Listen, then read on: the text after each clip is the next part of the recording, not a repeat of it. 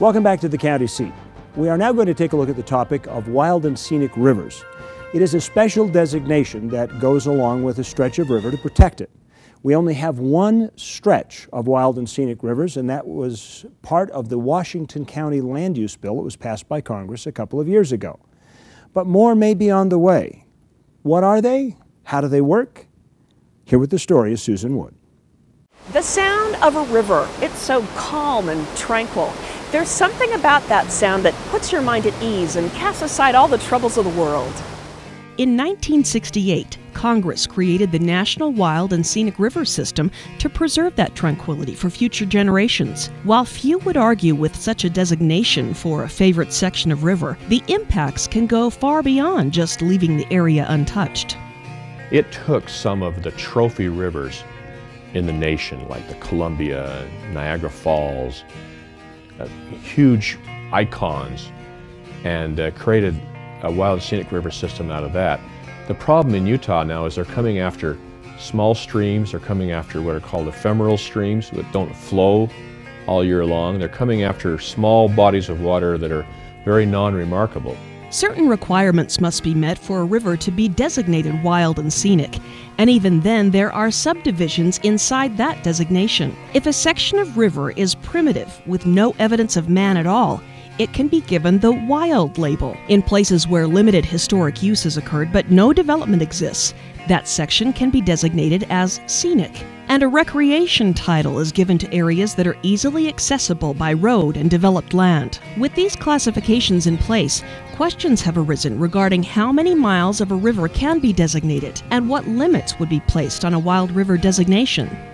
Does the entire river necessarily have to be designated as a wild and scenic river? And the answer is no, it could be just a small segment of the river.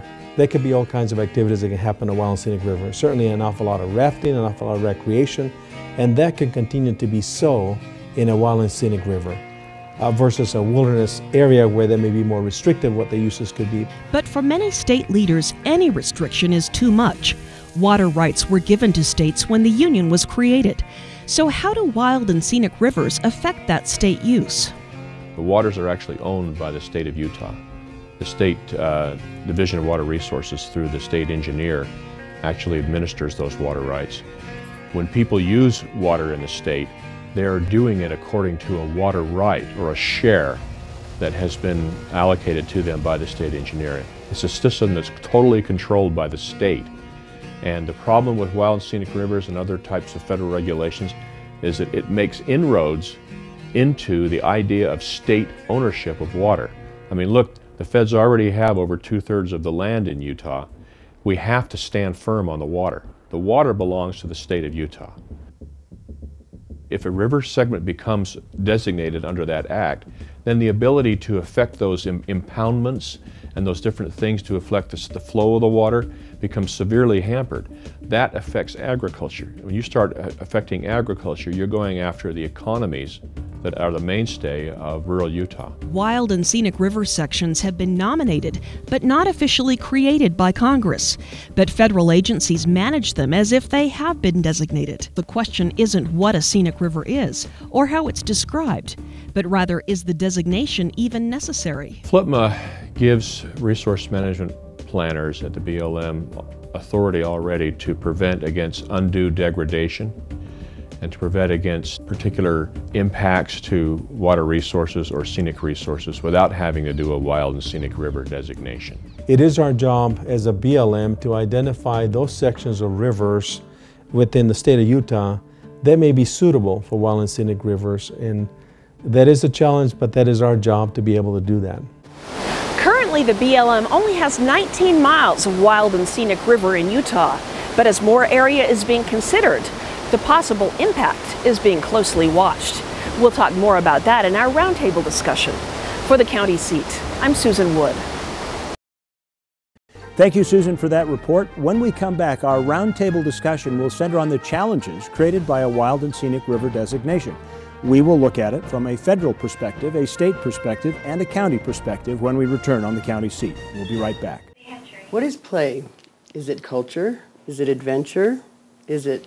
Ooh, it's a destination. Oh, yeah, that's right. Yeah. That's correct. Cedar City and Bryan Head Resort in the heart of Iron County, where outdoor excitement, culture, and the iron industry melts together. Come and forge a new adventure where play is the thing. You haven't forgotten how to play. It's just that you haven't been to the right place yet.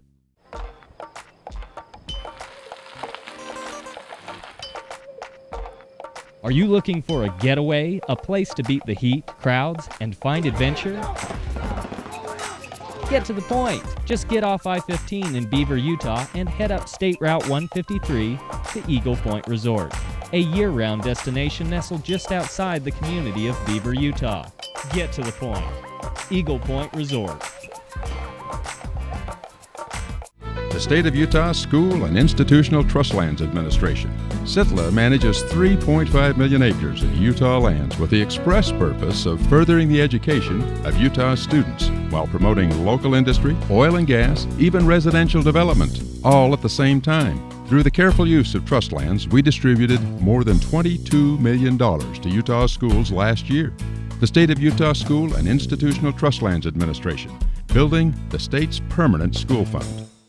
So, what brings you to town? What brings anyone to St. George? A couple rounds of golf, a little relaxation. What, is that all?